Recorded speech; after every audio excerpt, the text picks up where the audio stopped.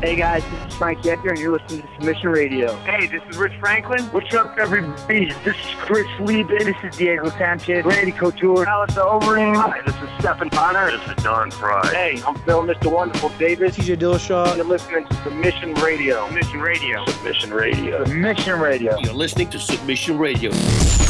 Welcome to Submission Radio. It's the 4th of October. Dennis Graff here with Kasper Rosolowski back in the house. Submission Radio back in the house. Big event this weekend, and we've got a preview for you folks. Excited to kick this one off, Cass. Yeah, man, it feels great to be back. I'm so pumped this weekend. UFC 216 just around the corner, and we have a lot of sexy guests to come on the program and help us preview the big show. None other than Luke Thomas. You, of course, know his fantastic work from MMA Fighting and SiriusXM, just pumping out great interviews, great breakdowns, great analysis. We've got him to talk about UFC 216 and a few other things. We've also got John Morgan of MMA Junkie. You know his blue polo and his silky smooth voice at every UFC event. So he's jumping on the program to give us a delightful preview of UFC 216. Going to be talking about the undercard, the prelims, and a whole bunch of things. What's on the line, the stakes, the UFC's heavyweight division, and also a debut on this episode, Jon Anik, UFC's lead play-by-play commentator. Wanted the man for a long time on the show, and today we get that wish. He's going to be jumping on the program, chatting about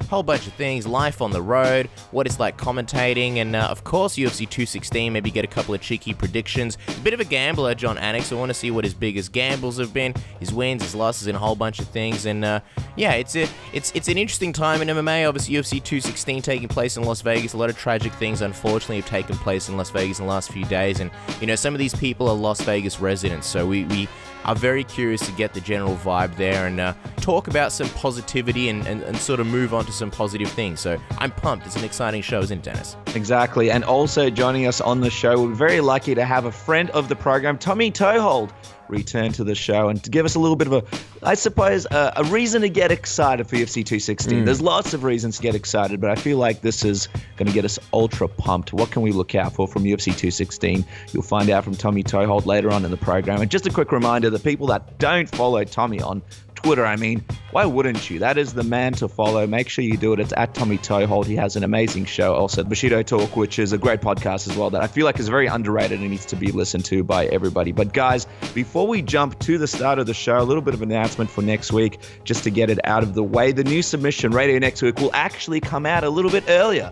That's right, you get your Submission Radio fix a little bit earlier next week. It will come out on Tuesday in Australia and Monday in America. So look out for that bad boy in your iTunes a little bit earlier than scheduled. I know there's a lot of people out there that like to do it sort of on the first day of their gym workout, kind of get through that chest day in a positive way. If you left your legs till the start of the week, bang, there it is. Get through those legs with some Submission Radio. So look out for that. And also, if you haven't followed us on Twitter, that's the place to be when it comes to events, when it comes to news coming out. It's at Submission AUS. And like us on Facebook, facebook.com/Submission Radio AU. So a lot of stuff to get through. UFC 216, very, very excited. Kasper, it's great to be back.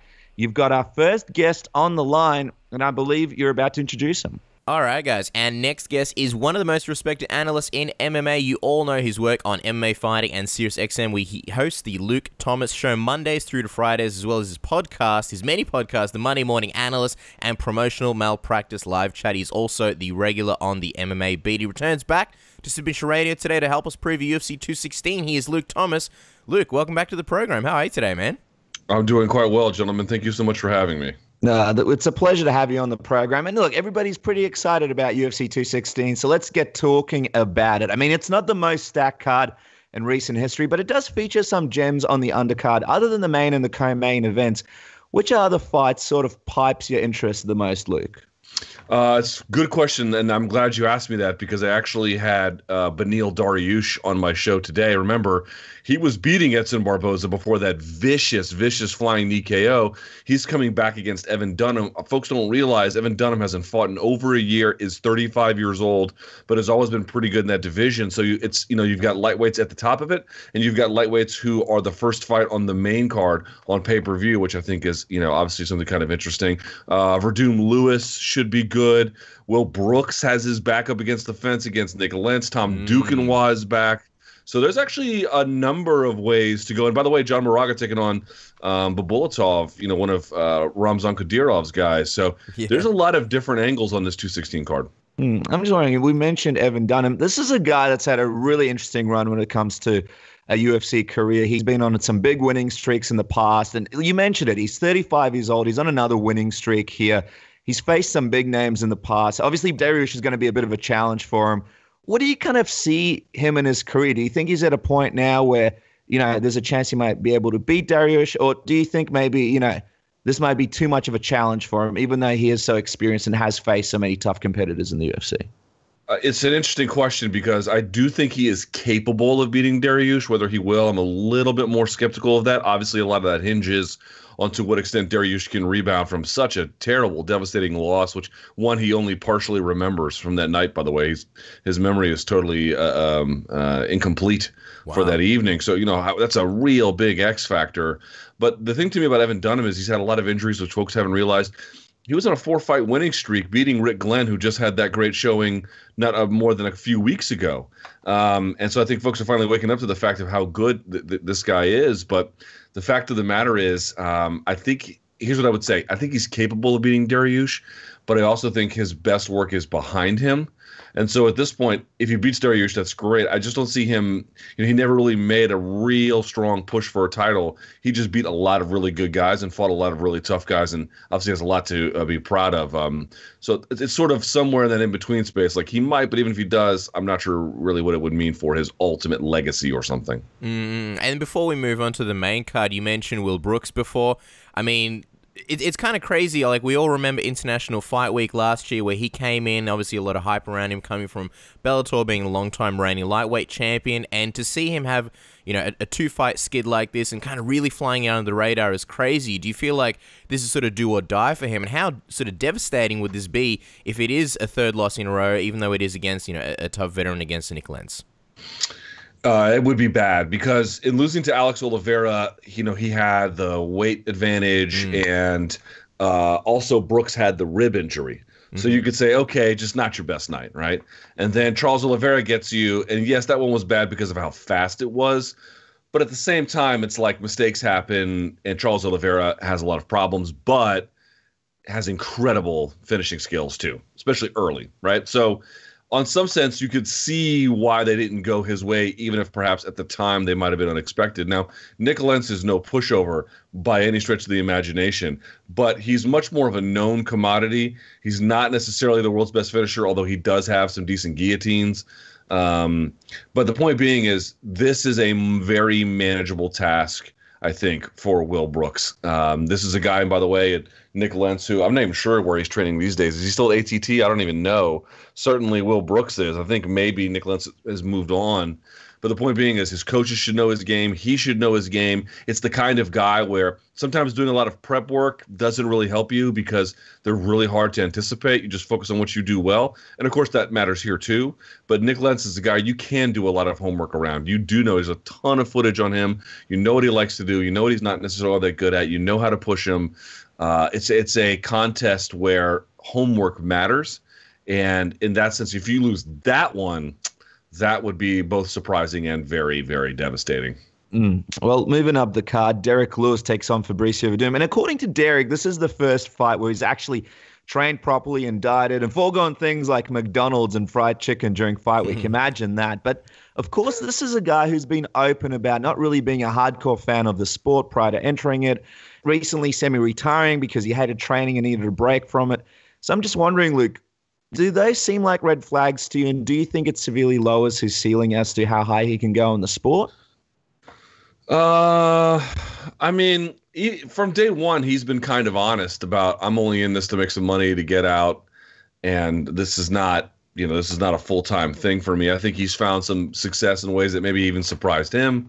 I think he realized that his personality, he reminds me, it's not really a fair analogy because the guy I'm about to say doesn't do a lot of talking, whereas Lewis, at least through social media, does. But he reminds me of, he's got a bit of a Marshawn Lynch vibe where, I Marshawn Lynch is sort of, in his particular case, loved by his teammates. Seems very fun-loving, but he's still sort of physically powerful and a bit of a bruiser. He's got a little bit of that going for him. But I guess to answer sort of the question, a bit of a deviation. But I guess to answer the question, I sort of always saw him as a guy who knew he had a limited A, time in the sport, and B, ceiling, and just wanted to see what he could make do within that. As long as the injury, which was a lower back injury, has not continued to plague his training or, let's say, affect his motivation, right? Because those things can. I mean, we saw when Khabib Nurmagomedov had that rib issue, he almost quit the sport. Lower back injuries can be incredibly severe. To the extent that's not bothering him, I don't think anything's really changed a whole lot from what he had before. If it goes to the ground, Werdum's probably too good. If it goes in the feet, Werdum is probably, a better fighter on the feet, but has shown to take risks. And Derrick Lewis is a heavy hitter. It doesn't, those things being equal, so to speak, nothing changes for me. Anything particular that you expect as far as how this one's playing out? I feel like there's a lot of X factors as well, like with the hurricane in Houston and Derrick Lewis spending a lot of time, helping people there. Werdum sort of, aging a little bit, not necessarily looking like himself. What are you sort of expecting from this one and how it sort of plays out? And obviously, Derrick Lewis always having that knockout power that can sort of change a fight in any second. Yeah, and then remember, Werdum, his first strike in any fight now appears to be running out and throwing a jumping sidekick to heavyweights. He does it all the time now. So is he going to do that? If he does that, is he going to get knocked out? Remember, Demian Maia didn't do exactly the same thing, but when he fought Nate Marquardt, sort of trying to leap into range, he got absolutely crushed. Could something like that happen since it's just become so predictable? I really think the big X factor is how Werdum approaches it. Because if he, Verdum's got great Muay Thai. If he clinches up, I think he can go to the body of Derrick Lewis, which has historically been a bit of a weakness. If he can do teeps from the outside, if he can sort of leg kick and stay on the move, it's a very winnable fight for Werdum. But the way he's been fighting recently totally opens the door for Derrick Lewis. Let's just see what Werdum does, because that in turn will dictate what I think Derrick Lewis does. Yeah, Verdum's a bit of a mystery to me, Luke, because obviously he's got so much skill, so much technique. He's so dangerous on the ground, and obviously on the stand-up, we've seen him be really dangerous as well. But like Casper mentioned, he's sort of slowed down a little bit recently, and that's not anything that confuses people, because he is getting older. But I'm wondering, how do you see Fabricio Werdum of 2017 compared to, like, say, the Fabricio Werdum of a few years ago, where every fight he was getting better and better and he just looked like an absolute killer, whereas now it kind of looked like he plateaued a little bit, even maybe taking a couple of steps back from the Werdum that we've seen from those years ago? Yeah, I mean, where did he peak? The Cain Velasquez fight? Something like that? Maybe the Mark Hunt fight? I don't really know, where he was innovative and smart. I mean, what's so weird about it is the Mark Hunt fight was smart, where if he was in any kind of trouble, he would flop to his back, come down to the ground. He got Hunt to not look where he was going and then change up the attack for that knee that closed the show. I mean, that's like really smart decision making. And then he goes out against Stipe, and gets crushed. And the Overeem fight wasn't exactly that way, but he still lost that one. Even the Brown fight, it's like he beat the balls off Travis Brown the first time they fought in 2014. Brown got worse. And the fight was somehow, like, not close exactly, but it wasn't even as dominating as the first one. It's just bizarre. I think back in 2014, so let's say 3 years ago, when Werdum was 36, 37, that was probably, somewhere close to his peak, where he still had good physical skills. The division is weak. He had his power, and his skill set as a fighter had really, really finally matured. And it was sort of the last bit of athleticism he could really use.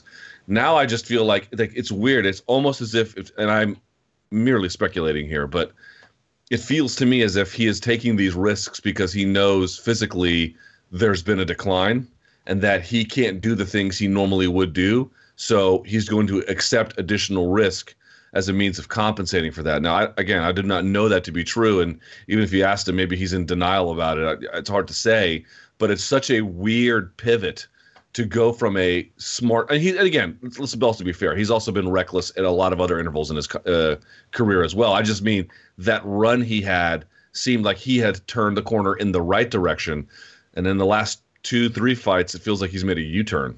Yeah, it's going to be very interesting to see which version of him shows up this one. I guess that's one of the things, or reasons why it makes it so intriguing. Let's move on to the fight that was originally supposed to take place at UFC 215. That's, of course, Demetrious Johnson versus Ray Borg. Luke, why do you think sort of Demetrious Johnson breaking Anderson Silva's record is flying so low under the radar? I mean, the guy is on the cusp of breaking history, and there really isn't much hype around it. Do you think UFC 215 was a slightly better stage for it, where, the spotlight was largely on him, and here is kind of, under the rug a little bit? I just feel like too many things have negatively happened to undercut it. Number one, even if it had taken place under absolutely perfect circumstances, it's not very controversial to say there's not necessarily a ton of interest around Demetrious or the flyweight division. Whether there should be is a different matter, but let's just sort of take a fact for what it is. There's just not, okay? So there's the first part. The second part is I think folks may have been excited about the prospect of it, especially coming off of Demetrious Johnson's last win over Wilson Hayes, if I'm not mistaken. But then TJ Dillashaw gets in the mix, and I think the fan base was split about what that meant, but then he gets buried by Dana White, and this sort of like idea happens where maybe there's a more exciting, more challenging fight that should take place, and it didn't happen. Then they actually schedule it, and it falls through, and then they schedule it again. It just whatever, a lot of times these fights have to take place at the right time. I mean, Pacquiao Mayweather was great in terms of a box office return, but clearly that fight took place at an appropriate time to deliver what I think folks had anticipated, right? There's a certain time and place, either promotionally or competitively, fights need to take place. Borg versus Johnson, I expect, to the extent that Borg can be, will be a reasonably competitive contest. But I think promotionally it has suffered from these fits and starts where it just couldn't get the proper push that it needed. So by the time it happened, it just became something of an afterthought. And I mean, he definitely, didn't have to take that TJ Dillashaw fight. They spoke to him about Ray Borg beforehand. I totally understand Demetrious Johnson's side of the situation. But if he did sort of take that gamble, and if he did accept that TJ Dillashaw fight, and let's say he would have beaten him, which, it would have been a super tough fight, and who knows, TJ Dillashaw could have won. Where do you think Demetrious Johnson would be right now compared to where he is right now as we currently speak, going into UFC 216? I mean, there was a lot of reasons not to do that fight. One of them is a sort of general concern about, are we losing ourselves in what the UFC is supposed to be, in terms of champions fighting contenders. I don't want to recite them all, but we've all heard them, and there's lots. But and whether you agree with that or not, it's the argument about whether or not to take TJ. There were pros and cons to that, but one of the pros might have been for DJ, had you taken this, one, yes, it would have been at 125, but you would have beaten the former bantamweight champ, and two, certainly I don't think TJ Dillashaw is also either some kind of promotional star, but it would to break the record and to do so against the former bantamweight champ, by turning down that fight, I understand why, and again, I'm not even against it, but had he accepted it, look, for great risks comes great rewards, and let's not oversell the case, but would it have garnered probably more public acclaim than the second or third attempt at making a Ray Borg fight? Yeah, it probably would have. I think you have to acknowledge that, even if you were for him not accepting the fight to begin with. It's not that accepting the fight was in all cases, in every way conceivable, bad.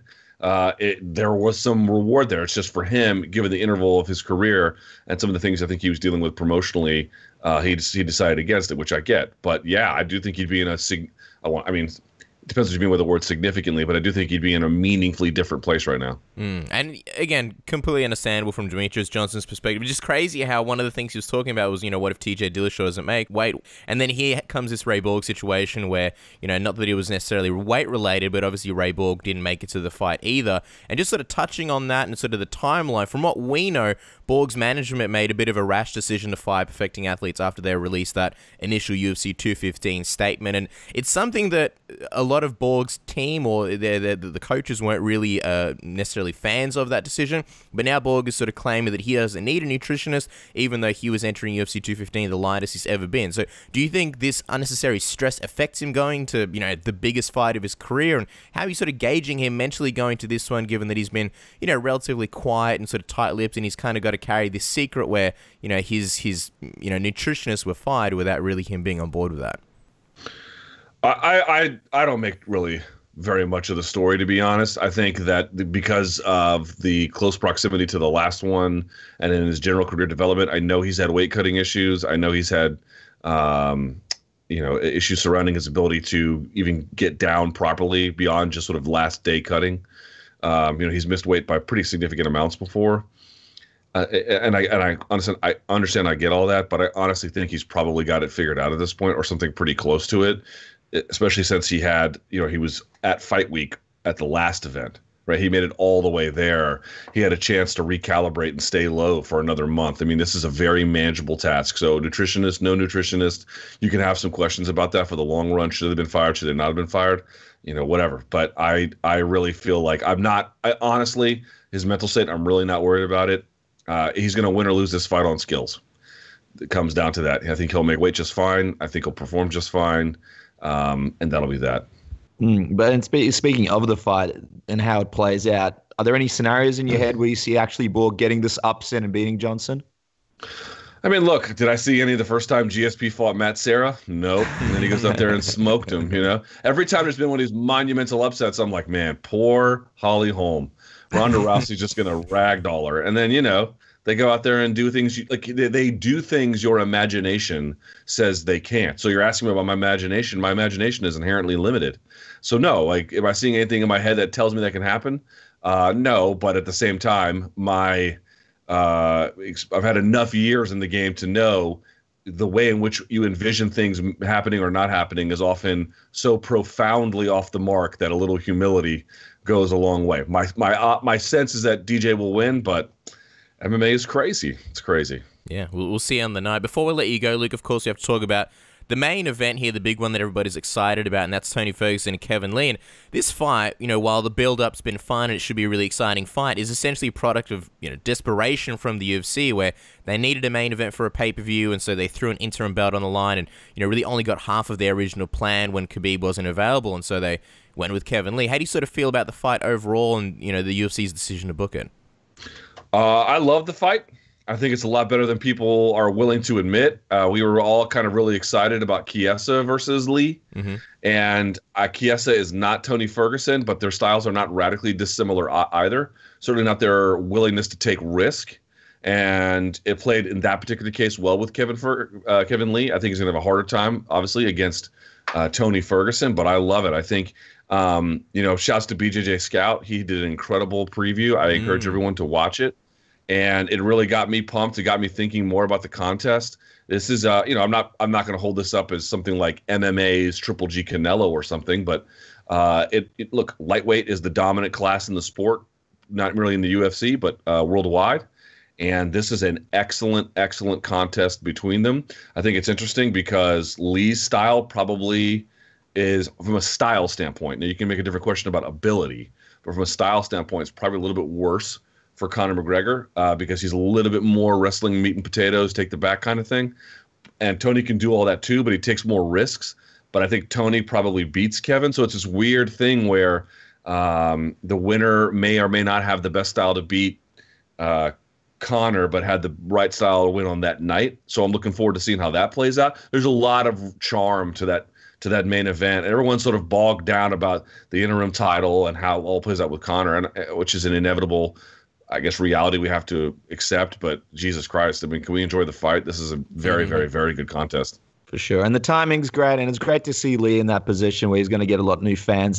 And he's young. It's good to see a couple of young guys, especially Lee, in that position where you're like, all right, that guy won't retire, hopefully, for the next couple of years. He's not a heavyweight who's aged 38 years old who might be gone tomorrow. But speaking of the whole situation and the division, though, how disastrous would you say this year has been for Khabib, in that he could have been the interim lightweight champion by now, trying to attempt Conor McGregor for a fight? We all saw that was going great. But instead, now he's watching somebody else fight for the belt, and he'll likely have to take another fight and make weight before even being considered to face Conor McGregor. Between this and his long run of injuries over the years, would you say he's been one of the most underwhelming contenders in recent history?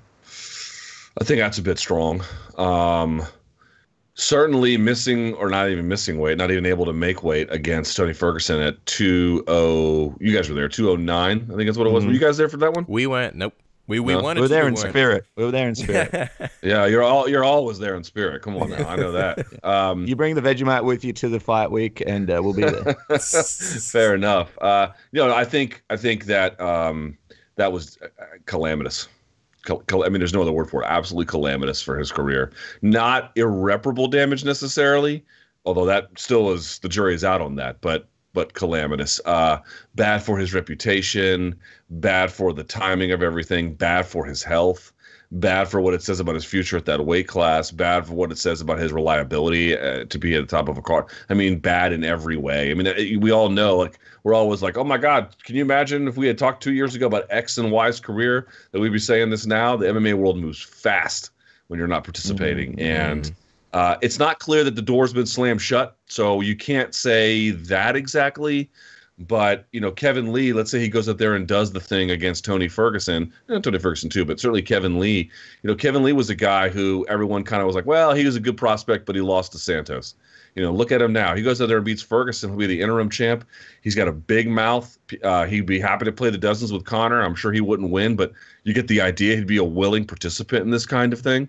And he would have absolutely just skyrocketed to the top. That's a spot that was reserved for Khabib. Again, I do think that there's still a possibility he can get back up there because I do think he's so talented. I do think the fact that the UFC wants to do business in Russia makes him a different kind of I think will greatly help him down the line in terms of opportunities that are granted to him for big fights in big places. So I don't want to rule that out, but wow, not many times in a fighter's life where they do something related to the fight game outside of a fight themselves, or itself, I should say, that carries such significant consequence. This is one of them. I think it's crazy. Like, obviously we were there for UFC 205 and watching that and seeing that awesome promo, you know, UFC give me your lightweight chicken or what it was, you know, #1 bullshit, to here we are now, and you know, Khabib obviously being on the sidelines for so long, it's just not something that anybody would have predicted, you know, going back to November of last year. But, you know, you mentioned some of the stakes. Of course, we're going to go in there and just enjoy the fight, but can't help but look at some of the stakes and look to the future. Do you think there's any chance McGregor actually chooses the winner of this fight as his next opponent, or do you think, you know, this talk recently from him about restoring order in the division is just sort of smoke and mirrors for what will, you know, probably inevitably lead to the Diaz trilogy next? And what do you think about Ferguson and Lee's sort of attempts throughout this build-up at riling McGregor up, you know, sort of enough to fight them? I do think it's very possible. I mean, here's why. Yes, the fight with Diaz would make more, probably significantly more, but you know, I think Conor has reached a status now where any fight is $1 million plus on pay-per-view buys, right? I mean, I can't guarantee that, but that feels like a pretty safe bet. He's got that level now. He may have had it before, and if he had it before, it's for sure still there. Keep in mind, he probably is going to want both promoter checks and fighter checks. Now, whether that's possible, I don't know. What kind of arrangement they're going to come to, we'll see. But I don't know how much of a step back he's going to want to take from that. In either case, he's going to want the lion's share of the money. And he's got a significant amount of leverage in what we live in, which is a leverage world. Here's my point. He had said Nate Diaz was potentially pricing himself out. You know, if there's, let's say, I'm just going to make a number up. If there's $40 million to give away, right, and Diaz is going to want 20, there's no way Conor's going to take 50-50 on that. He wants the bulk of the money. So fighting a guy who doesn't get the bulk of the money, and a guy like Kevin Lee could probably still go out there and, you know, not like Nate Diaz, but sell it pretty damn well, really, you know, make some moves about it. That might be incredibly enticing to him. So I can completely see him doing that. And look, everyone wants to make Conor McGregor about money, not money. Is it more money, less money? Obviously, you know, that's understandable given the things he's said and done, but you can never lose sight of the fact that he's a competitor too. He's a sportsman too. And yeah, he's a little bit selective at this point in his career, which is understandable, but he does not merely like to win big paychecks or win on big stages. He likes legitimacy being added to his resume. And if Tony Ferguson's the guy, I think that Conor is a bad style matchup for him in many ways. And if Kevin Lee's that guy, it'd just be an interesting contest to see. Conor probably wins that one too, or whatever. But yeah, there's a lot of reasons why those fights could take place. And making Diaz wait to show it to undercut his leverage. If Conor has a big successful event, cashes a big check, and still retains his title, it's not that you don't need Nate Diaz, but you don't need him so bad you have to go and run right to him either. So I would absolutely consider those legitimate possibilities. And speaking to his coaches and sort of being around him, it seems like he loves a good challenge too. So, Luke, as we wrap up and as we let you go, and thank you so much for all the information. It's been really, really great. We just want to finish off on your prediction for Ferguson versus Lee. How do you see this one playing out? It's tough because I think that Ferguson has more ways to win, but I think Lee is really good about taking advantage of guys who don't manage risk well. And Tony is amazing, an amazing fighter, but he doesn't manage risk well on purpose. I think he doesn't think he needs to. Not that he can't, should he need to, which is one of the interesting things about his evolution as a fighter. I'm going to side with Tony. I just feel like skills win fights, and he's so talented in so many dimensions, especially if the fight goes late. His cardio is amazing, right? As I mentioned before, beating Rafael dos Anjos in the sky out there in Mexico City, right? Like so high up, and fifth round looking like it was nothing. It's just hard to overlook that. But, man, I know a lot of people are turned off by Kevin Lee. I don't get it. I think he's incredibly charismatic. He's smart. He's funny. And if he wins, he's got a big mouth, which is great in the fight game. If he can win this, it's the signature win of his career to this point. I love it. So I think Tony, but do not sleep on Kevin Lee at all. And what a story that would be. What a year that would be for Kevin Lee if he can, make this dark horse run out of nowhere and sort of climb, almost to the top in such a short amount of time. But there he is, guys. Luke Thomas. Don't forget to follow him on Twitter at LThomasNews. A lot of great stuff coming from him. Of course, the Monday Morning Analyst, the Promotional Malpractice live chat is back. The Luke Thomas Show on SiriusXM Rush 93, Monday to Friday at 4 p.m. Eastern Time. A lot of great stuff coming from Luke Thomas, as always. It's good to see you back from your short vacation. We know you work hard and do a lot of quality stuff, so thank you so much for jumping on the program, taking the time. We're probably a bit greedy with it, but always appreciate having you on, Luke. Really appreciate it. Yeah. Hey, no problem. Before I go, are you guys going to 217 in New York? The funds are low down here at Submission Radio, so unfortunately we might miss New York this year. But as always, we'll be there in spirit. Maybe just pop a jar of Vegemite at the post-fight scrums, and we'll sort of be there, but not really. We'll be like the Aladdin genie. Yeah. I'll have the Vegemite for you guys. Thank you guys so much for having me. This is Chael Sonnen, and you are listening to Submission Radio.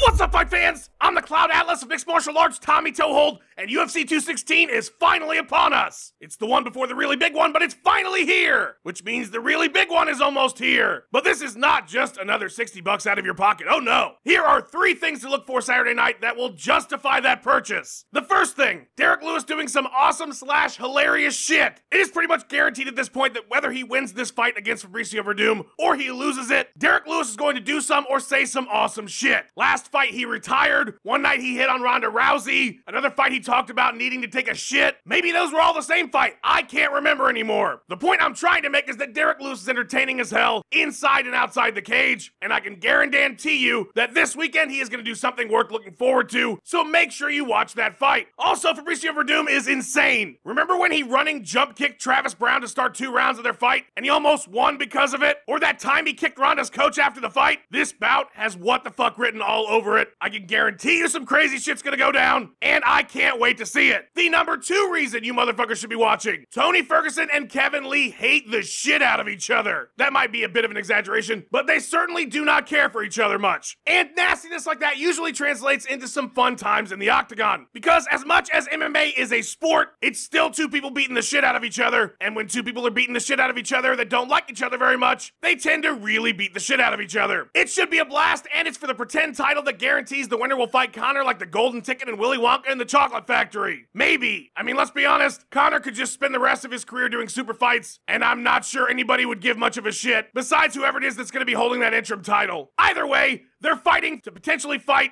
somebody that has a belt someday, or it'll just be handed to them on a technicality, which is the best way to win a title. But I digress. The number 1 thing to look out for at UFC 216 is Demetrious Johnson beating the all-time title defense record as the co-main event to a pretend belt. That's right, the greatest achievement in the history of mixed martial arts, besides winning a Pride Grand Prix or maybe making $100 million to box one time, will be the co-main event of the evening behind 2 guys who are fighting for, as we mentioned earlier, basically a voucher for one free Conor fight fight, contest subject to change. This is basically like the Super Bowl being played during the pre-show, and then during the actual Super Bowl, we watch the Jacksonville Jaguars take on the Buffalo Bills. It's gonna make it interesting. DJ is taking on Ray Borg, who for the love of fuck hopefully makes weight. Borg is on a 2-fight win streak, and virtually nobody is picking him to win this bout, but that's what makes upsets fun. Can you fucking imagine if he somehow beats DJ? And oh, what an upset it would be. I mean, not only is he beating DJ, which at this point would be like Mac knocking out Mike Tyson with one punch and punch out, but he could potentially stop the record from being broken on the fucking prelims or whenever the hell they're fighting. Fight fans, it's gonna be a night to remember. Submission Radio is a show to remember. Thank you so much for asking me to be on your awesome ass show. It is always an honor. Those are some things to look out for at UFC 216. Back to you guys.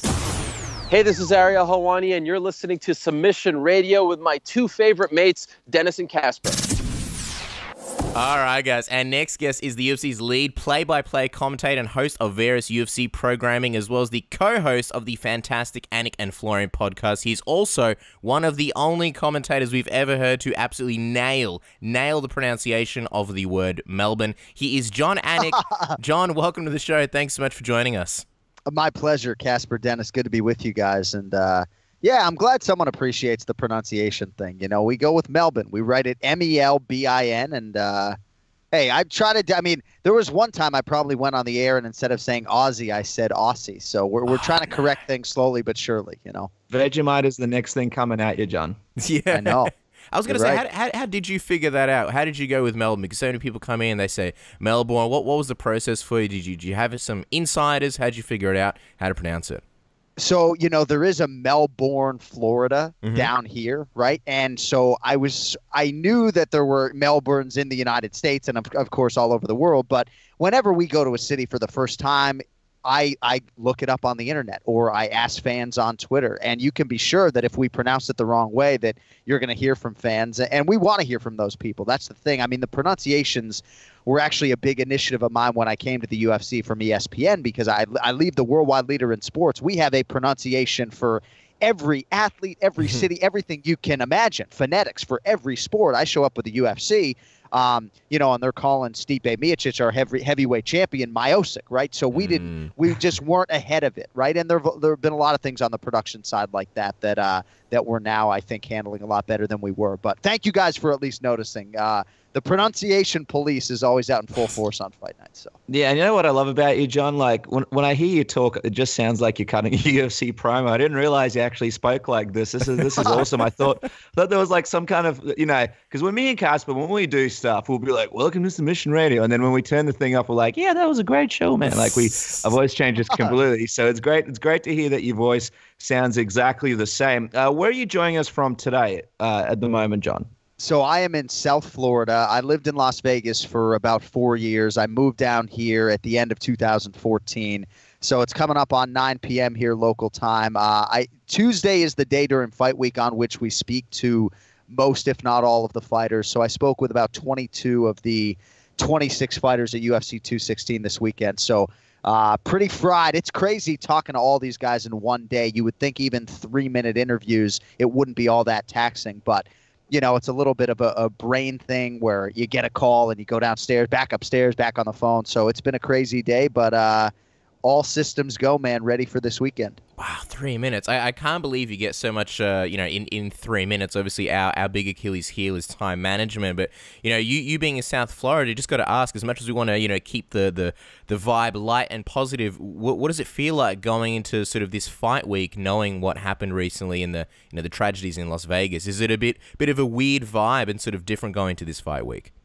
Yeah, and in talking to Brad Tavares today, who, of course, you guys know well, and a guy who is sort of an adopted son in Las Vegas. He's lived there and made his home there. He just said it's just a very eerie, depressing thing. You know, they were finally able to go back and get his girlfriend's car today, but thankfully everyone with them and seemingly with all the fighters and the UFC staff and employees, everyone's okay. But no, I mean, I love Las Vegas, and if it weren't for my lovely wife wanting to move back to the East Coast, we would still be living in Las Vegas, raising our daughters in Nevada.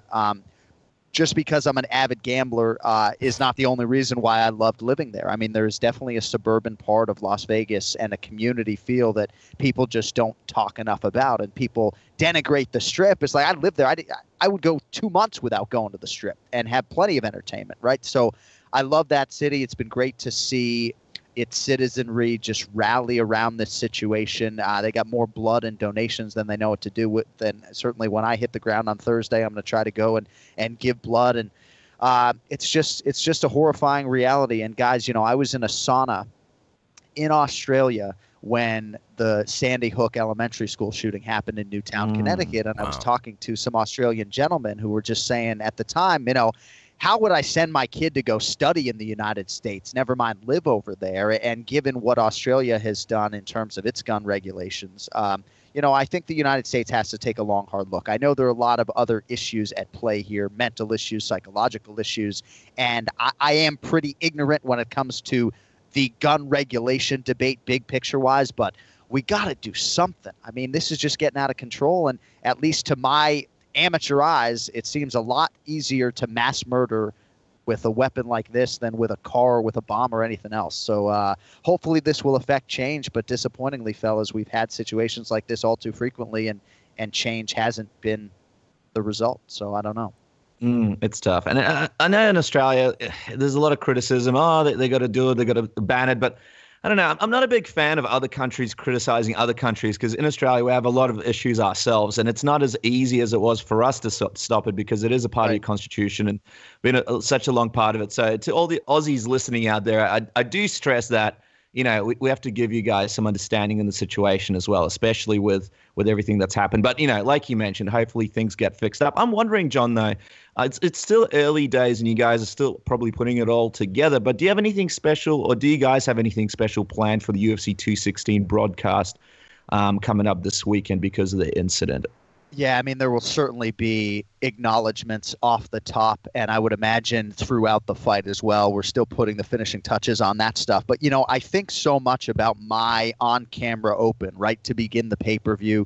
I get about 20 seconds on a single camera shot to set up the main event 9 times out of 10. And we've had a lot of different circumstances with John Jones and with the Valentina Shevchenko-Amanda Nunes fight going away and then Demetrious Johnson, Ray Borg going away. And I've had to make some late adjustments to craft these stand-up opens. And it's going to be hard to be sitting there at the T-Mobile Arena on Saturday night to open with Ferguson and Lee, right? So I'm going to try my best in those 20 seconds to add some sort of context in a thoughtful way without a teleprompter there in 20 seconds or so, to sort of set the night and set the tone for the night. But, I talked to Kevin Lee today, guys, another guy who has made Las Vegas his home, and he says, he has to make this a celebration, but he's very aware that there are going to be some added emotions when he makes the walk for the main event this weekend.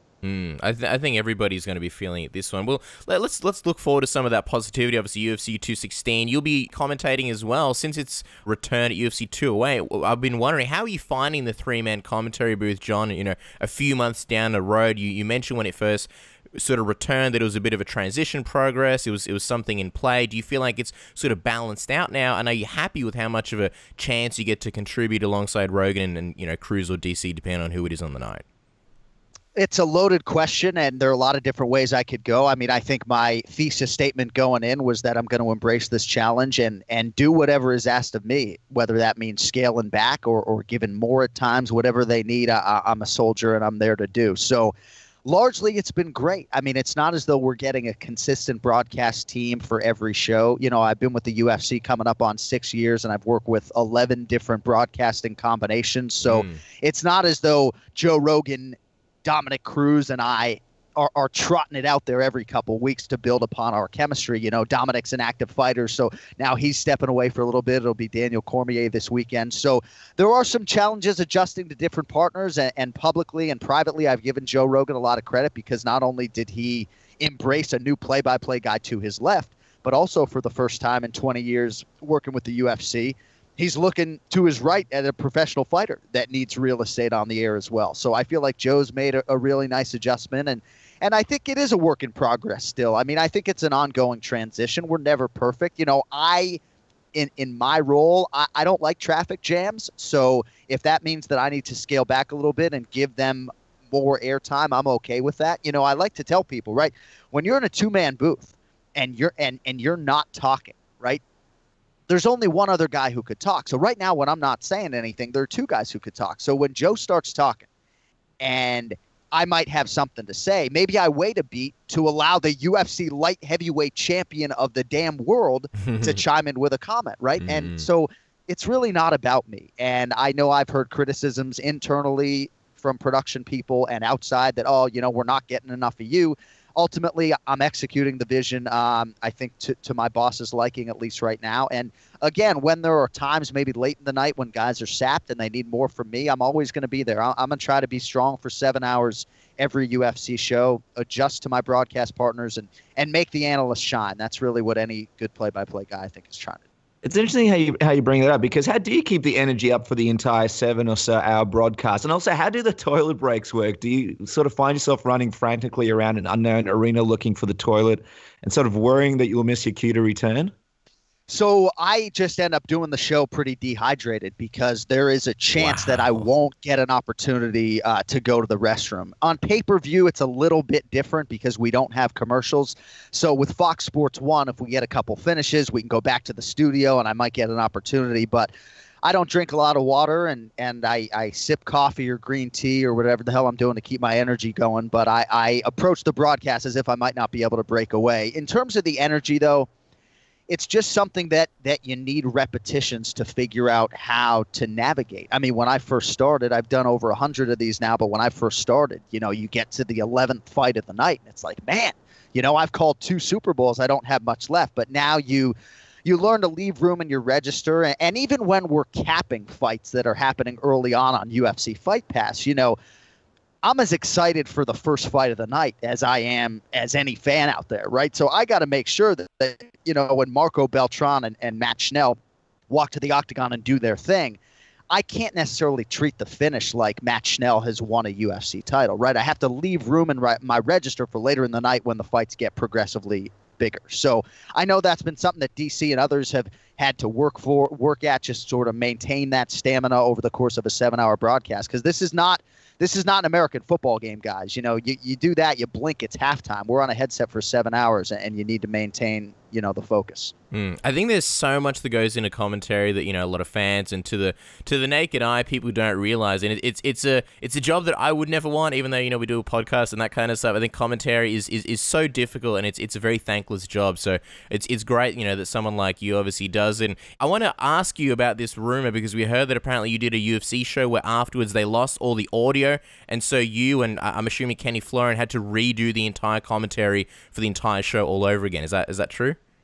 Oh, you're going to make me relive it. You guys have great sources down there. So it was a UFC fight night in Japan, and it was 12 fights. We lost all of the audio, and so I had to fly to Los Angeles, and we had to recall all of those fights. Now, I used to throw away my fight notes after a fight card, because I didn't want to cheat off of those notes when I was preparing for the next fight, right? And you'd have a tendency to maybe look at your old fighter cards, or maybe not even redo them because you had a previous chart to look at. And I didn't want to get into that bad habit, so I would always throw them away. Now, of course, I have this expansive fighter library of over 800 fighter cards, and I never throw anything away because of that situation. And it's hard, right? Because the result. So here we are calling fights. We're trying to give organic reactions to seminal moments. And it's very hard to do it and to not do it with sort of a predictive tone, because that the finish is about to happen. So that was a big part of the challenge with that, but certainly nothing that Ken, Flo, or I ever want to relive anytime soon. And, we were watching some classic videos the other day from Pride where Mauro Ranallo would get pranked backstage by guys like Barcelona and Crow Cop. And I saw that shit. Oh, my God. How great is it? It's just the best. And the Crow Cop thing, I mean, it's just also great. And, Bas comes on the program all the time and talks about all those memories and how great it was. But have you ever had any pranks pulled on you involving fighters? Or have you switched the tables around? Have you yourself pulled any pranks on any fighters? Oh, they got me good. It was a show in Brazil, and they basically told me that Kenny Florian was going to be unable to make it. And at first they said, maybe you'll be doing the show by yourself, but I certainly didn't believe that. But basically they told me that Pedro Hizzo was going to be my broadcast partner, and they just knew how to freak me out. I'm type A guy, try to be organized and ahead of the preparation, everything else. And they're calling me 2 nights out, telling me it's going to be Pedro Hizzo, who doesn't English is not his first language, right? He's a Brazilian. So they had Pedro Rizzo call my hotel room and say, John, it's going to be fine. Everything's going to be fine. Don't worry about it. I mean, dude, I was flipping out, I was like, I got to get with Pedro. Like, we need to talk. You guys don't understand. Like, this is going to be a disaster. And then, obviously, they spilled the beans, and I saw Pedro, and it was unbelievable. But it probably pales in comparison to Moro and Crow Cop, but at the time, man, did they get me good. And I was probably only a year and a half, 2 years into the UFC job, so I was maybe taking myself a little bit too seriously at the time. And they knew how to push my button there. They got me good. Did you get a chance to get any back, or is that sort of a loaded bullet that you've got when the time is right? You'll pull a prank on them. You put it beautifully. It's a loaded bullet, and we just haven't had the opportunity, but we're ready to fire. You mentioned it yourself earlier in the interview. People know that you like to have a bit of a cheeky gamble. You're a man that likes to have a bet here and there. Talk to us. What's the biggest and craziest bet that you've ever made? I would say the biggest bet I've ever made is probably no more than $600 or $700 American dollars. I mean, I guilty as charged. I am a degenerative gambler. I've been betting on sports almost every day since I was 18 years old. But I think I have enough of a conservatism in me, I guess, financially or otherwise, that prevents me from gambling beyond my means, right? I don't think I ever lose more than $5,000 or $10,000 in a year betting on sports. I certainly never lose more than $5,000 betting on sports, and I never win more than that either. But crazy bets, you guys know. I mean, I do the tattoo bets. I've done 3 or 4 tattoo bets, and usually it centers on a tattoo that I would like to get, right? Nick Diaz was my favorite MMA fighter, and so there was a lot of thought that went into that 209 tattoo bet. And going in, I thought the odds were stacked against Nate, but I also felt like there was a 35% chance I was getting the tattoo, and it was a tattoo that I thought had a lot of different angles and meanings to it, so I thought it had teeth for my first tattoo, and I really enjoyed it. And I'm looking down at it now, and I still love it. I did a tattoo bet on Ronda Rousey Betch Correia. I was going to be branded forever with the Brazilian flag, but Betch Correia did not win the fight, and nobody made a huge deal about that. And but yeah, I'm always down for any bet. If listeners to my podcast know, I'm about 3 months away from eating a Vegemite sandwich for the first time because I'm going to lose that bet. So I'm not afraid to put myself out there, and you can be sure I always make good on it. It's interesting that you mentioned that you've done multiple tattoo bets before, because that has sort of gone under the radar. Have you lost a lot of these bets, and what other tattoos did you actually get due to losing bets? No, just the 209. That was the only tattoo bet that I've lost so far.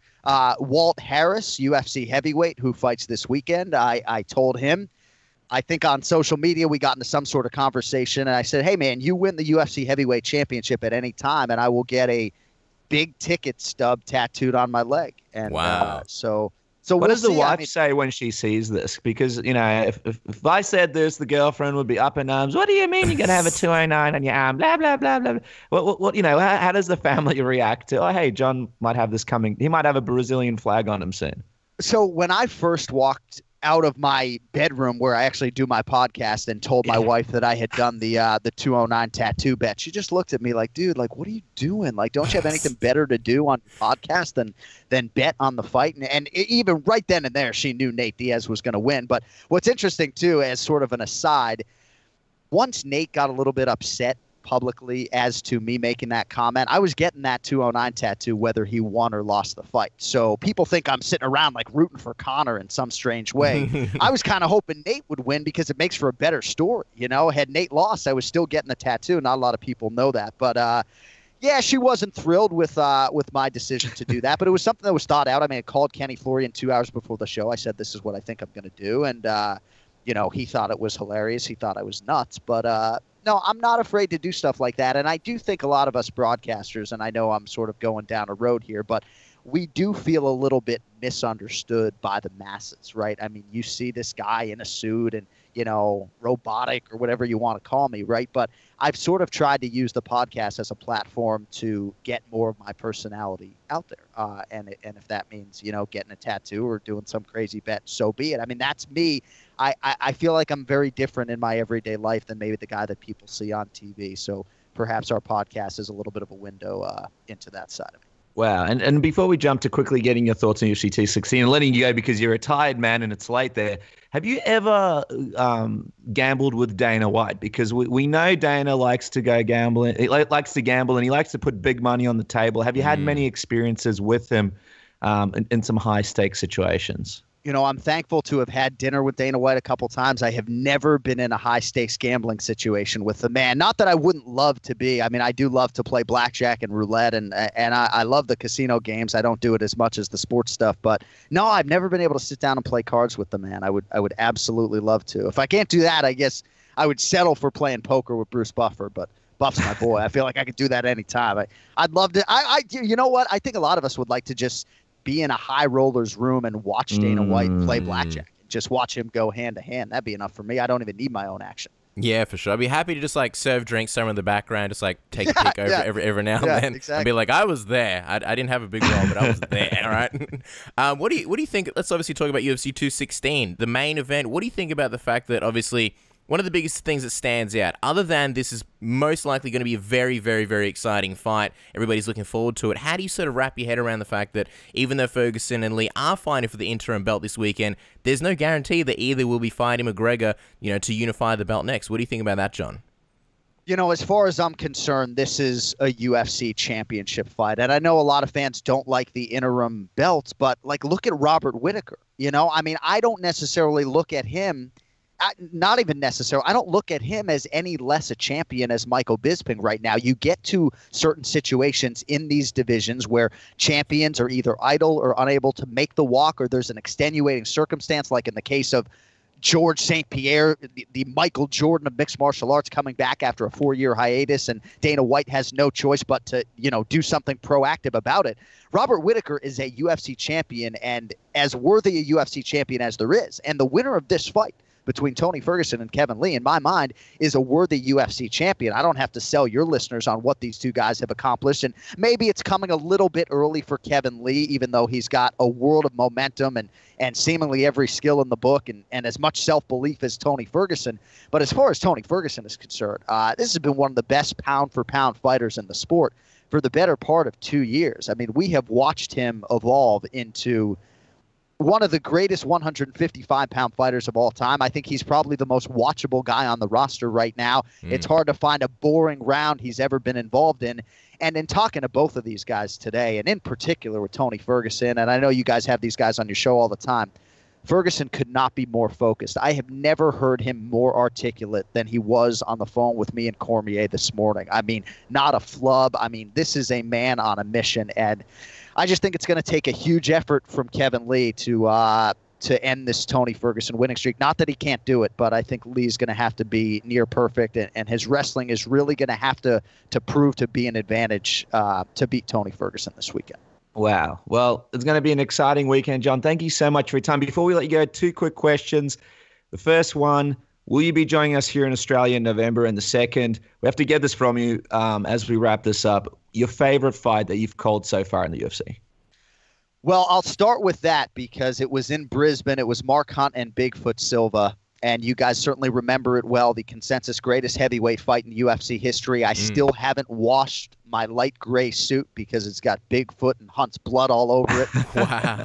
But I just remember, guys, walking out of that Brisbane Entertainment Center at like 2 o'clock in the afternoon and looking at Kenny Florian and saying, I just hope people back in the United States were watching this fight, because it's just sort of a weird situation. As you guys know, we do these fights in Australia early in the morning, and showing up at the arena at 6 a.m. and a few hours later, we all felt like we had witnessed history, and we just were hoping that everyone around the world had seen what we had seen. But there have just been so many memorable fights. It's almost like you could throw out a fighter, and I could mention at least one fight for every guy on the damn roster. So that one certainly comes to mind. Matt Brown and Eric Silva in a main event in Cincinnati. Tony Ferguson against Edson Barboza.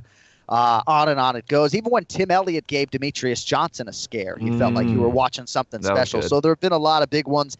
And regrettably, guys, I will not be in Sydney in November. I think I have Shanghai the following week, which is our first ever show in mainland China. So I mean, I love coming there, guys. I've been there 7 times, and I've been all over. I spent a week in Adelaide after calling the show there. I've been to the Gold Coast.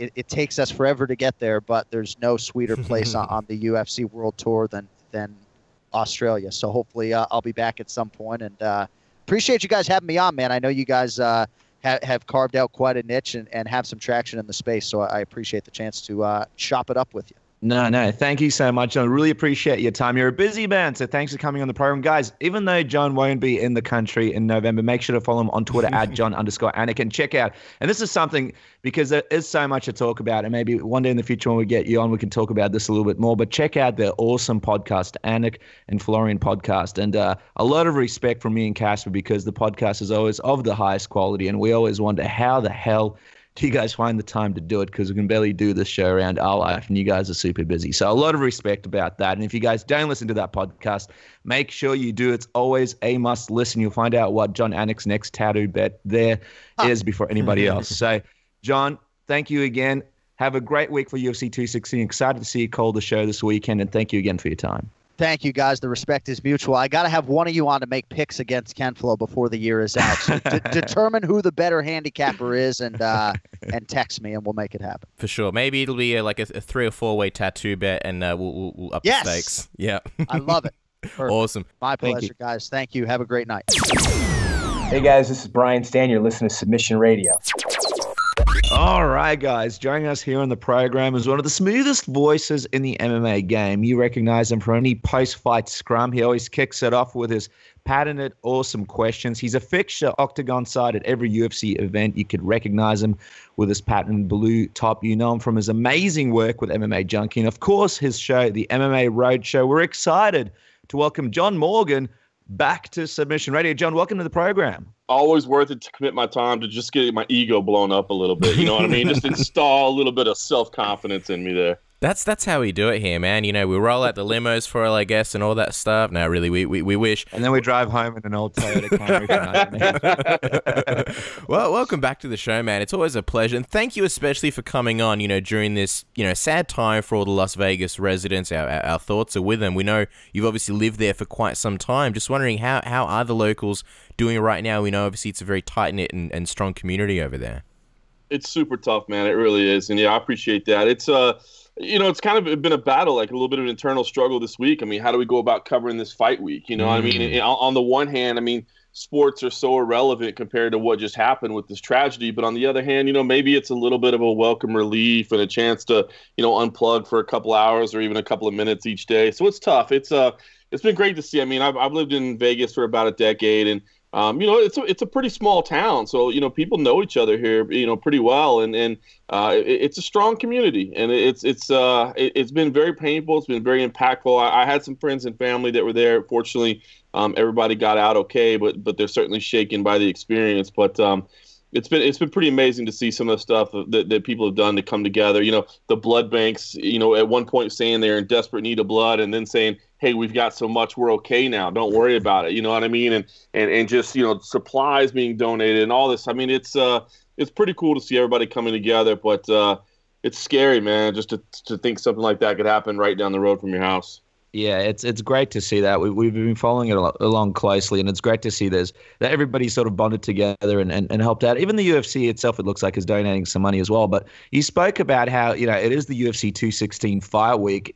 How's it affected scheduling and what happens? Has the UFC had to move some stuff around?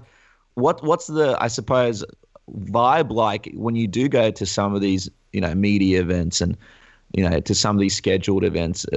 What's it like sort of being there? It's going to be interesting. We're just kind of kicking things off, and the media day is supposed to be at T-Mobile Arena. I've heard there's a possibility that it might actually be moved to the UFC Performance Institute, and we're kind of waiting on confirmation of that now. Now, here's the deal: is there's a lot of reasons that can be. I mean, not you might cite something like security or something like that, but the other thing too is just logistics. I mean, this was such a massive crime scene that there's still like a lot of roads shut down and everything around the area. The strip, the southern end of that strip around Mandalay is still not 100% operational. So I mean, there's just some logistical issues as far as what's going on down there. We've been told there won't necessarily be added security.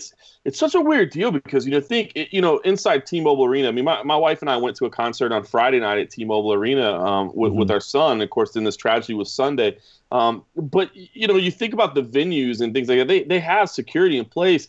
This was such a weird situation where it was an outdoor venue and an elevated position from a whole. I mean, it's just so weird. I don't know how you can anticipate this or how honestly you could prevent against it. I guess it's something they're going to have to really take a hard look at. But thus far, it sounds like everything is going to be move forward. The UFC, as you mentioned, has shown some support, which is awesome. Committing to $1 million in resources, and of course the several members of the staff, just kind of on their own. I saw on social media and stuff were out donating blood, out giving supplies and what they could do. Obviously this is all of our community as well. So it looks like everything's a go. There may be some minor tweaks here and there, but it doesn't look like anything that the fans would notice in terms of impact. All right, well, let's talk about the event itself, UFC 216. Obviously, there's a lot of fans excited for the events, and really, it may not be stacked, but there are some really fun fights there. And for 2017, it sort of seems like a hot event, but obviously far from the caliber of a top event compared to 2016.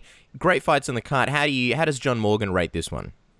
I'm pretty stoked about it, to be honest, man. Top to bottom, I think it's good. I mean, yeah, it may lack the type of, heavy artillery that you need for like a Madison Square Garden show or something like that. But, as you said, you look up and down the card, and of course, the main card, 2 title fights there. Derrick Lewis, come on, I'm up for a Derrick Lewis fight against Fabricio Werdum. Oh, yeah. That's great. But then you get down there on the prelims, and you look at the return of Tom Duquesnoy. Bobby Green versus Lando Vannata looks like it could be fun. I mean, Bibulatov and Moraga as a fight pass prelim. 2 vets in Talis Latis and Brad Tavares. I mean, there's a lot of things on here that you can look up and down this card and say, hey, I'm kind of pumped for that one. Let's talk about that fight, Bobby Green versus Lando Vannata, because everybody remembers Green from, some of the big wins that he's gotten, but maybe not a lot of people realize because he has been sort of under the radar on a lot of these cards, but he is on 3 back-to-back losses. So, this is one of those fights where this could be his last fight in the UFC if he loses. And then you've got Vannata on the other side who needs a win to kind of show that he's still a contender in the future and not just kind of like an action fighter who throws crazy combinations and crazy attacks out. So there's a lot on the line. It's kind of like the Wild Wild West, and I see 2 guys just standing there ready to duel it out. It feels like, both guys going into this with, a little bit of weight on their backs. But how do you see it playing out? And who do you think is going to win this one? Because, Bobby Green, he knows this could be the last time he'll be in an octagon for quite some time. Yeah, you're right. I like the way you put that. I mean, to me, this is 2 guys that are really in need of a victory. It's like 2 guys that briefly captured everybody's attention, but weren't able to necessarily keep on that. You know what I mean? And so, both of them need a good performance to show what they're capable of. Here's the deal, and it's the craziest thing, but Bobby Green, I feel like you don't know how he's going to perform until you get a chance to look him in the eyes and talk to him. He's such a mercurial guy. His man, it just changes his entire demeanor, everything about him. It's so up and down. And you look at the guys that he lost to. I mean, you're talking about some top flight dudes. Magomedov is probably, the most unknown of the bunch, but certainly a formidable foe. So it's not like he's been out there just losing the chumps, you know what I mean? And even Vannata to a degree. I mean, Tamer that he lost to last time out it looks to be somebody on the rise. So I do favor Vannata in this fight. I think that with the type of stylistic matchup that it is, I like the firepower that Vannata brings to the cage. But I tell you what, man, Bobby Green is capable of doing some incredible stuff if his head's in the right place. Do you sort of think this gives Green a little bit of leverage here, a little bit of leeway, the fact that he is taking the fight on short notice? Do you think that if he does, for whatever reason, lose and not get the win, the UFC might sort of appreciate that and give him another shot? Or do you sort of get the sense that, maybe they're looking at Bobby Green thinking, maybe didn't really live up to his expectations, and we're sort of, feeding him to the wolves and pushing a guy like Vannata? Yeah, listen, man, I think when you do the UFC favors, they recognize it and they realize it, but I don't know if that counts when you're on a 3-fight losing streak. So, I think that Bobby Green stepping in understands the risk that he's taking and what's going on. I don't know that professional courtesy is going to apply here if it ends up being a 4-fight losing streak, unless it ends up being one of those fight of the year type candidates or something like that, where you go, okay, hold on, man, that was so great, I can't let you walk away after that. Well, you mentioned Derrick Lewis before. Now, for people listening that don't know, you guys and Derrick Lewis have a very, very sort of special relationship. You guys have covered him very, very well from the very beginning. Have you been able to speak to him or spend any time with him leading into this fight? Because we hear apparently there's not going to be any KFC or, fried chicken or anything crazy eaten during fight week. Apparently he's taken his diet kind of seriously going into this one. Yeah, Yeah, no, I mean, I think he's definitely taking this stuff seriously. We've been able to talk to him and his coaches and some of the people around him. And hell, I mean, you see the brief clips that are out there, man. It looks like he's just in a phenomenal shape right now. I mean, that loss to Mark Hunt, no offense to Mark Hunt. I mean, Mark Hunt is a formidable foe against anybody. I mean, it's going out and losing to him is no shame. But I thought Lewis looked so uninspired in that performance, and just it didn't look right. You know what I mean? And I remember that night when he was leaving the cage. They have to walk by press row, obviously the fighters on their way back to the locker room, and Derrick Lewis stopped and had to lean against the octagon cage for a little while because his back was hurting him so bad. And that was the night he retired. It was just like, man, I don't know what's going on here. And I feel like the health is back. It seems like he's in better condition. He's taking better care of himself. And as you said, a commitment to diet, commitment to training. I think Derrick Lewis is going to be in prime form in this fight. And I'm picking him against Fabricio Werdum, man. I'm telling you, I mean, Werdum is a world-class competitor that has accomplished so much, in his career. But, he's also 40 years old now. He's got, some other things to be thinking about, I guess, after his, he might be a little bit distracted after he had to go through this past week. And, he's had some up and down performances as well. And I think, somebody with the speed and the power of Derrick Lewis that I think he's going to bring to the cage could certainly cause some problems.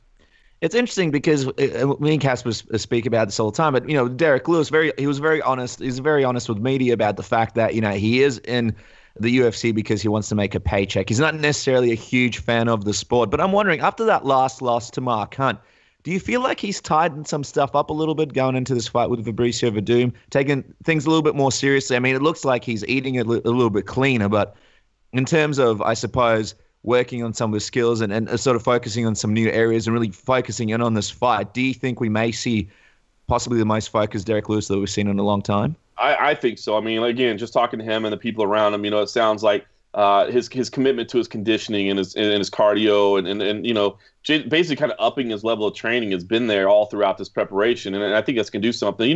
There's nothing wrong with being motivated by money. And I think sometimes when you realize, hey, that money might be about to go away if I keep having performances like that. Mm-hmm. He wants to take care of his family. I mean, you see the type of guy he is. The stuff that he did during, the hurricane down in Houston was admirable, man. It was awesome to see him out there, giving him his time, his effort. I mean, he wants to take care of his family. He wants to take care of those people around him. And I think he realizes, hey, this goes away and I don't have those opportunities anymore. And sometimes I think when people say I'm not motivated by championship belts, we look at that and we go, oh, man, geez, I don't know about that guy. He's not trying to get to the top of the sport. But there's some people that just don't care about that belt. They care about the paychecks that come along with it. And I think Derrick Lewis is motivated. I think when he says that, you don't have to wonder, is there a lack of motivation there? Solid points. I like it. And obviously, if we're looking at this fight and talking about the stakes, we're in this funny position in the heavyweight division right now where, there's no real clear-cut next contender. Over him, obviously saying that he's next if he beats Francis Ngannou, and Ngannou sort of being the guy that a lot of people are looking to face Stipe next. But if Lewis beats Werdum and Overeem beats Ngannou, do you think there's any chance the UFC might pick, the fresher matchup and Lewis is opposed to a rematch against Stipe in Overeem? I definitely think there's a slight chance of that. I mean, he could at least make the case. The guy has a social following. How big he is outside of the MMA bubble, so to speak. I can't necessarily speak to, but he did get a little shine for, again, what he did down in Houston. Got a little media coverage there, and he certainly got the personality and the ability to sell fights. I don't know that the UFC necessarily wants to be pushing his Instagram feed for people to follow up on, but there is a possibility.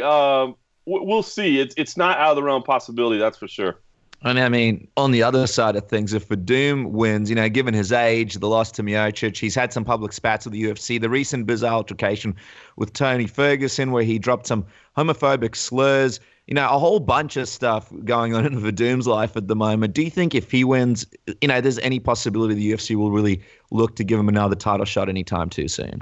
I don't think unless their hand is forced, to be honest with you. And I don't mean that in any disrespect towards Fabricio Werdum, but I just feel like, there's other matchups there that are a little bit more appealing. We've seen that fight, right? And it didn't end well. You got Cain Velasquez out there. Yes, he's saying he doesn't want to fight till 2018, but hey, it doesn't look like Stipe's contract is getting done anytime soon either, so maybe he's not hating on a little time away. So, you got Cain in there. Again, you said, man, if Ngannou wins, you got to think they're going to fast track Ngannou in there, right? I mean, all the buzz is behind that guy. You know, it's not hard to put that dude on a poster and sell a fight. So, you know, I think that Ngannou would probably have the inside track. I like Kane in the lead position right now, and Ngannou, if he's able to win, maybe if somehow Overeem is you know, not exciting in that fight, and pulls out a win, and Werdum does get something done here, there's a way he could slide in there. But I think they're going to look at other opportunities first. I love it. Those were like two of our next questions, and you answered them perfectly. So I love it. There's like this mind reading going on. I love it.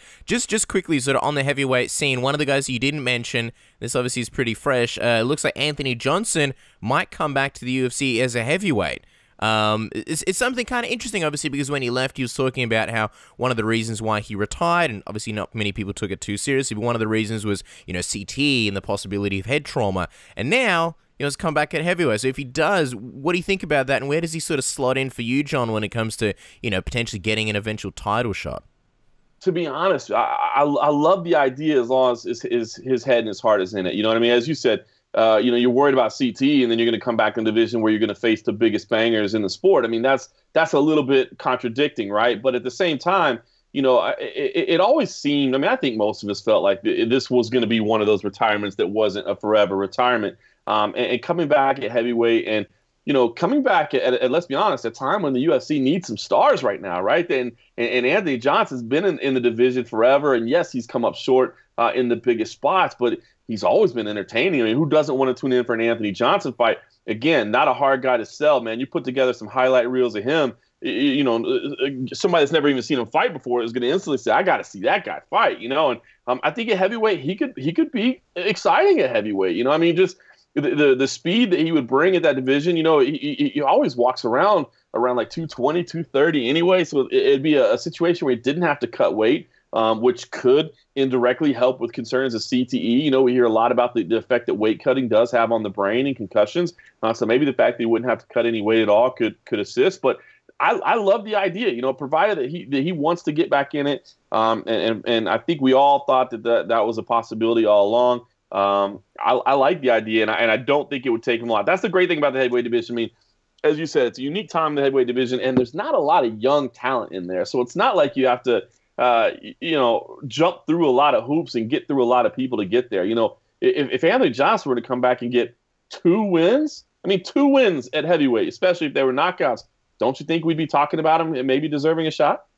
Absolutely. And of course, you know, like you mentioned, division a little bit thin, and there's some matchups there for him to get those 2 wins for sure. So I think if he comes back, there's going to be a lot of excitement around it. Another guy that I'm really interested during fight week going into UFC 216 is Ray Borg, John, because this is a guy that obviously had to go through fight week very recently, UFC 215. He's had to deal with a little bit of controversy, people really not knowing what exactly happened, why he had to pull out. He didn't really want to do too many interviews.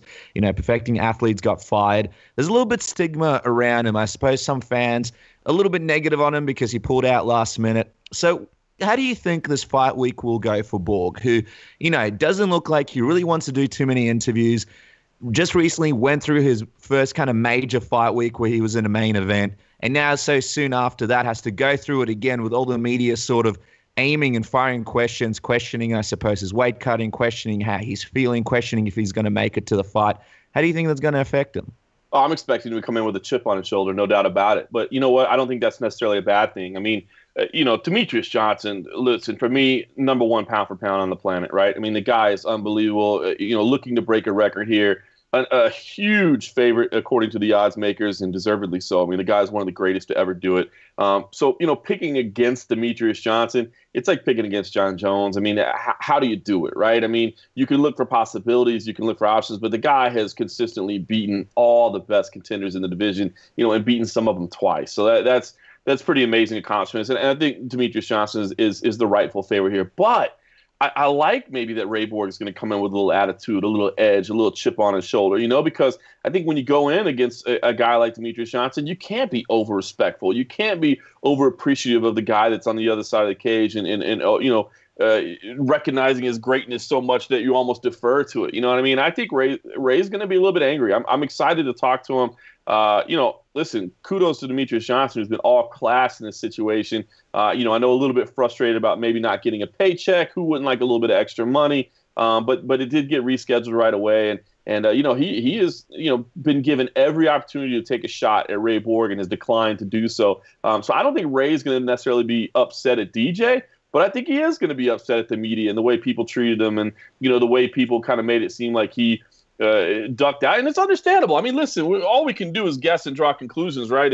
And we don't necessarily always have all the information, especially when it comes to medical concerns. But he does have a history of weight concerns in the past, and I think it's not out of the realm of possibility to extrapolate that was related. He insists that it's not, and we'll take him at his word. But I expect him to see a little bit angry, and I'm kind of cool with that. And you mentioned some of the betting odds just before, and Mighty Mouse is obviously unstoppable reign. We've seen a lot of upsets in the sport. Obviously, GSP Matt Serra comes to mind, Holly Holm, Ronda Rousey, just to name a few. Where would this rank in terms of upsets if Borg was to, pull it off? And do you think he can? Statistically, it'd probably be one of the biggest ever, right? It's funny because I think, and forgive me that I can't quote the lines exactly, but I think statistically, the Rousey loss was a bigger statistical upset. But to me, in my mind, like, the biggest upset will always be GSP losing to Matt Serra. I mean, just the way Matt Serra got to that title shot in the beginning. I mean, at least with Holly Holm, it was like, well, this could stylistically be a problem. So that was there. I think this would be up there. I mean, you're talking about a guy that's sitting on a record title defense streak. I mean, a guy that is looking to set an all-time UFC record that has beat everybody in the division that's ranked. I mean, that's unbelievable. So I think you'd have to consider this one of the greatest upsets, if not the biggest upset of all time.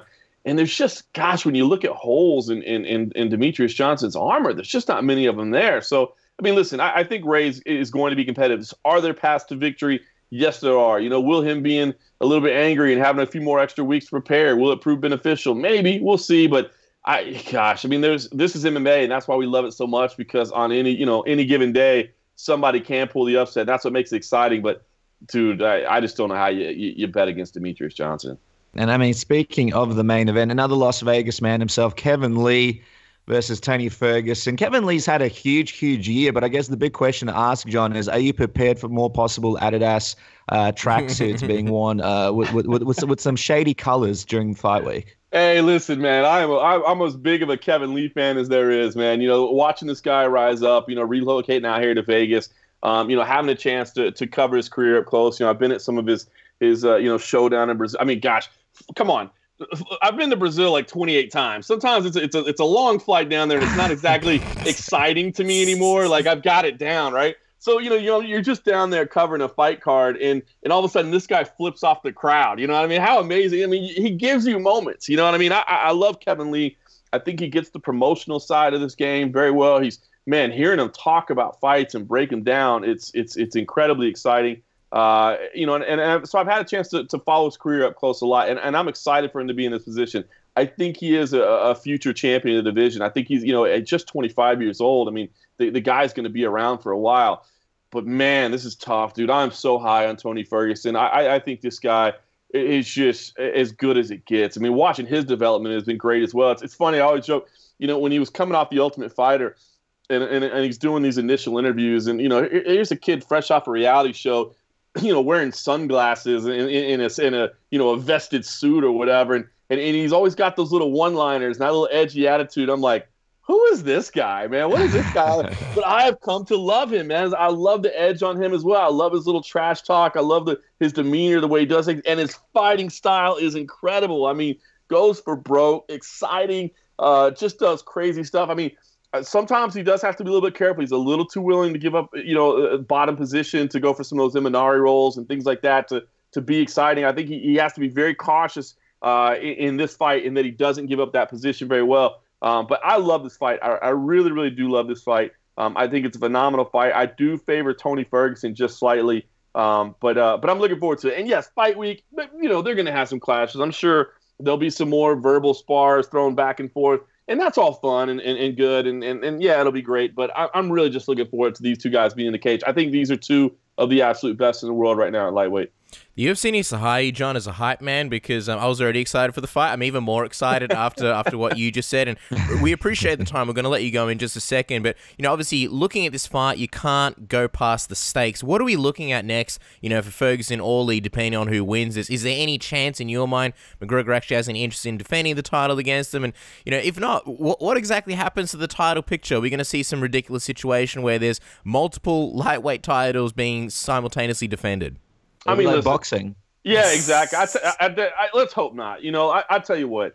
Listen, I mean, would it shock me if a Nate Diaz trilogy fight is booked next for Conor McGregor? Of course, it wouldn't shock me. We all get it. That's going to generate a lot of money for those two competitors, a lot of money for the UFC. I think for the public interest, the casual public interest, especially, that's the biggest fight. But here's the key to me: is that fight exists anytime you want it. It doesn't have to happen right now, right?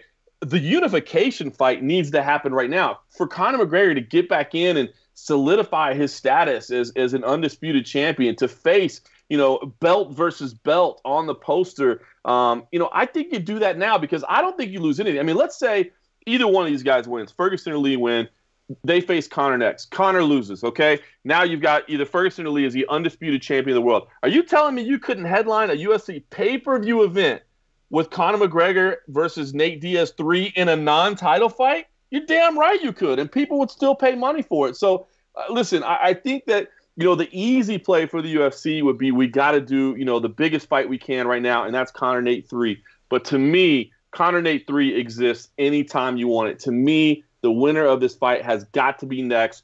Man, if not just for the lightweight division, just for everybody on the damn UFC roster to see, hey, at least these belts still do mean something. At least there's still a little sanctity left in this sport. And yes, money fights are going to be had every now and then, but right now we're going to do the right thing. So, listen, it would not shock me if the trilogy comes next. I think that's the easy play for the UFC. I hope it's not the play they make, because I think that trilogy fight lives whether Conor McGregor wins or loses after this. All right, John. Well, as we wrap up, we want to quickly grab some predictions from you from the main card. Now, we want your exact prediction here. No dilly-dallying. We want to hear exactly what you think in terms of predictions. Let's kick it off with Dariush versus Dunham. Who do you think is going to win this one? Very excited for this fight. I do. I like it. Evan Dunham, just a grinder, obviously a Vegas guy as well, seeing his career go. But I like Beneil Dariush. I feel like he's a guy with the hot hand right now. I feel like there's a lot of upside to him, and he just seems to be getting better and better. Give me Beneil Dariush. All right, awesome. Well, the Brazilian Beast versus the Black Beast, Fabricio Werdum versus Derrick Lewis. What's the prediction here, John? I'm going with Derrick Lewis. I think he's going to get the TKO finish. I think he may have some troublesome moments early on against Werdum, maybe in the clinch, those sort of things. But I think he's going to be able to get away. I think Derrick Lewis gets the finish. I know you said it's like picking against Jon Jones, but this is your chance to switch it up and create the prediction for the biggest upset possibly in MMA history, Demetrious Johnson versus Ray Borg. Do you want to switch up your prediction, John? No. How do you see him getting it done? We said this on the UFC 215 preview show. I said a round 4 submission for Demetrious Johnson. What do you think it's going to be playing out like? I like it too. I think it's definitely going late. I could see a late finish for Demetrious Johnson after Ray Borg kind of tires down a little bit. I don't see it being anything quick. I think we're going to have a fun fight. I love flyweight fights, man. I really do. I know they don't sell, but to me, just the speed, the transitions, the well-rounded games, I love the flyweight division. I do think this goes probably, as you said, 4th, maybe even 5th round, but I do think Demetrious gets a late finish. And Ferguson versus Lee. I feel like this is going to be another one where Ferguson might get a sort of late finish, maybe 3rd round, 4th round against Kevin Lee. What do you think, John? Man, I'm right there with you as well. I like Tony Ferguson as well. I think Kevin Lee, again, might have some bright spots early. But, he hasn't been in these 5-round affairs, man. Seeing Tony Ferguson go 5 rounds to Rafael dos Anjos in Mexico City. Are you kidding me? That dude's got cardio all day long. I think he's going to get something. He's so deadly in those transitions where he'll just grab your neck from nowhere. Maybe some kind of choke late on when Kevin Lee starts to tire a little bit. So I like Tony Ferguson late as well. I reckon Tony Ferguson gets it here. But still, if Kevin Lee can go out and put in a good performance and impress everybody, I still think it does a lot for him and gets a lot of eyes onto him and puts him in that main event position to get another big fight in the future. But guys, go to MMA Junkie to follow John Morgan's UFC 216 coverage. Make sure to follow him on Twitter at MMA Junkie John. And check out the MMA Roadshow for a great time with cold coffee. You can follow him on Twitter at the MMA Roadshow. And this is the end of the program. Very excited for UFC 216. Very excited for everybody who came on to preview it. A big thank you again to John Morgan, Luke Thomas, and Jon Anik for coming into the program. Just a quick reminder to everybody, next week's show will be coming a lot earlier. We will be doing it. We'll be recording it Monday, Casper. So when will it be coming out for all the people? Well, you're in luck. So it's going to be coming out Tuesday here in Australia and Monday for everybody listening in America and most parts of the world. So really pumped. It's going to be UFC 216 breakdown show. We'll get some fun guests, some people already in the bag, and it'll be like a regular episode of Submission Radio, only a lot sooner in the week. So really pumped. Also, a massive thank you to Tommy Toehold, who always gets us and everybody and you guys excited for the fights. Great to have him on to break down and pump everybody up for UFC 216. And of course, yourself, John. So thank you so much to you guys for listening, and we'll see you in a matter of short days. Till then, enjoy the fights and have a great weekend.